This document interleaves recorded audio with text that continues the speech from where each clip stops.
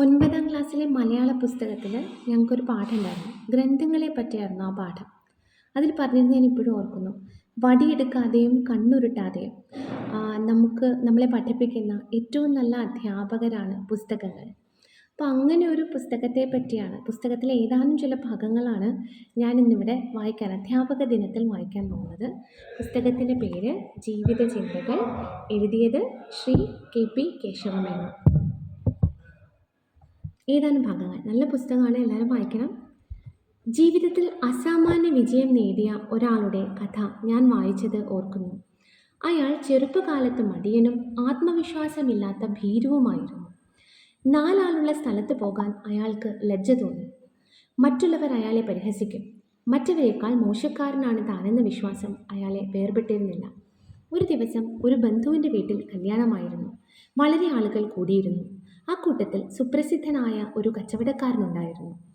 ഇയാളുടെ ഒരടുത്ത ബന്ധുവായിരുന്നു ആ കച്ചവടക്കാരൻ. തിരക്കിൽ നിന്നെല്ലാം വിട്ട് തനിയെ ഒരിടത്തിരിക്കുന്ന ആ ചെറുപ്പക്കാരനെ കണ്ട് അദ്ദേഹം അടുത്തു ചെന്നു. വർത്തമാനങ്ങളെല്ലാം ചോദിച്ചു. ഇങ്ങനെ ഇരുന്നാൽ പോരാ, വല്ലതും ചെയ്യാൻ നോക്കണം. നിങ്ങളിൽ തന്നെ നിങ്ങൾക്ക് വിശ്വാസമില്ലാതിരുന്നാൽ മറ്റുള്ളവർക്ക് നിങ്ങളിൽ വിശ്വാസമുണ്ടാവുന്നതെങ്ങനെ? ഈ മോതിരമാണ് എനിക്ക് ഭാഗ്യമുണ്ടാക്കി തന്നത്. ഇത് നിങ്ങൾക്കിരിക്കട്ടെ എന്ന് പറഞ്ഞ് തൻ്റെ കയ്യിലിട്ടിരുന്ന ഒരു മോതിരം അയാൾക്ക് കൊടുത്തു.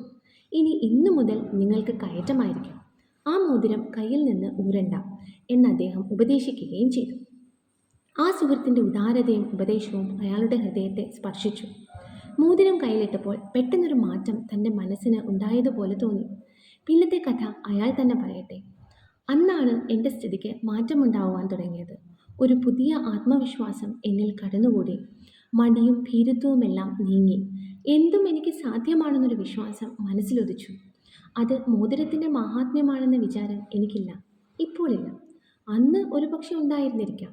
എൻ്റെ മനസ്സിലുദിച്ച ആത്മവിശ്വാസമാണ് പിന്നീടുണ്ടായ നേട്ടത്തിനെല്ലാം എന്നെ സഹായിച്ചത്. ആ മോതിരത്തിന് അങ്ങനെ ഒരു ശക്തിയുണ്ടെന്ന് ഞാൻ ആദ്യം വിശ്വസിച്ചു. വിശ്വാസം നേട്ടത്തിലേക്കും സമൃദ്ധിയിലേക്കും നയിച്ചു.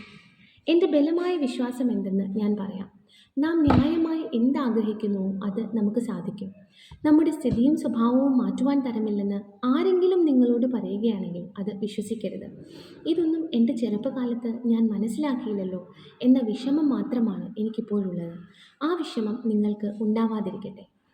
കാര്യങ്ങൾ താറുമാറാവുകയോ ബുദ്ധിമുട്ടുകൾ കൂടി വരികയോ ചെയ്യുമ്പോൾ അന്താളിച്ചിരിക്കാതെ നിങ്ങളും മനസ്സുമായി ഒരു കൂടിയാലോചന നടത്തുന്നത് ഫലപ്രദമായിരിക്കും.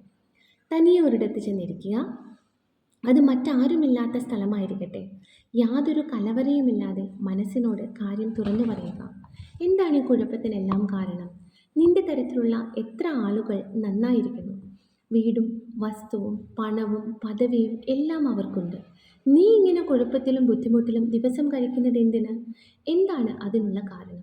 ഒന്നും ഒളിച്ചു വെച്ചിട്ട് കാര്യമില്ല. നീ ശരിയായി പ്രവൃത്തിയെടുക്കുന്നുണ്ടോ? അതോ മടികൊണ്ട് മിണ്ടാതിരിക്കുകയാണോ? നിനക്ക് ആത്മാർത്ഥത കുറവാണോ? എന്താണ് മറ്റുള്ളവർ നിന്നെ വിശ്വസിക്കാത്തത്? നിനക്ക് മടുപ്പ് തോന്നുന്നുണ്ടോ? സ്ഥിരോത്സാഹം കുറവാണോ? അതോ മുൻകോപി ആയതുകൊണ്ട് മറ്റുള്ളവർ നിന്നോട് ഇടപെടാൻ സംശയിക്കുകയാണോ?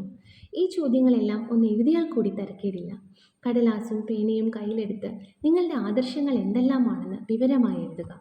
എന്തെല്ലാം ഗുണങ്ങളാണ് ആദർശശുദ്ധിക്ക് ആവശ്യമായിട്ടുള്ളത്? സത്യം, ധൈര്യം, ദയ, അധ്വാനശീലം, വിവേകം, സ്ഥിരോത്സാഹം. പൂർണ്ണമായ പട്ടികയല്ല ഇത്. ചിലത് എടുത്തു പറയുന്നുവെന്നേ ഉള്ളൂ. ശരി, ഇവയിൽ ഏതാണ് നിങ്ങൾക്ക് ഇല്ലാത്തത്? എന്താണ് കുറവ്? എന്താണുള്ളത്? മനസാക്ഷിയെ വഞ്ചിക്കാതെ ഇതിന് സമാധാനം പറയണം. ഇല്ലാത്ത ഗുണങ്ങൾ വളർത്തുവാൻ വല്ല പരിശ്രമവും ചെയ്യുന്നുണ്ടോ? നിങ്ങളുടെ കോട്ടങ്ങളും കുറവുകളും ധീരതയോടെ അഭിമുഖീകരിക്കണം. ഇല്ലാത്തത് ഉണ്ടെന്ന് നടിച്ചിട്ടോ ഉള്ളത് ഇല്ലെന്ന് ഭാവിച്ചിട്ടോ കാര്യമില്ല. അത് ഒരുവിധം ആത്മവഞ്ചനയാണ്.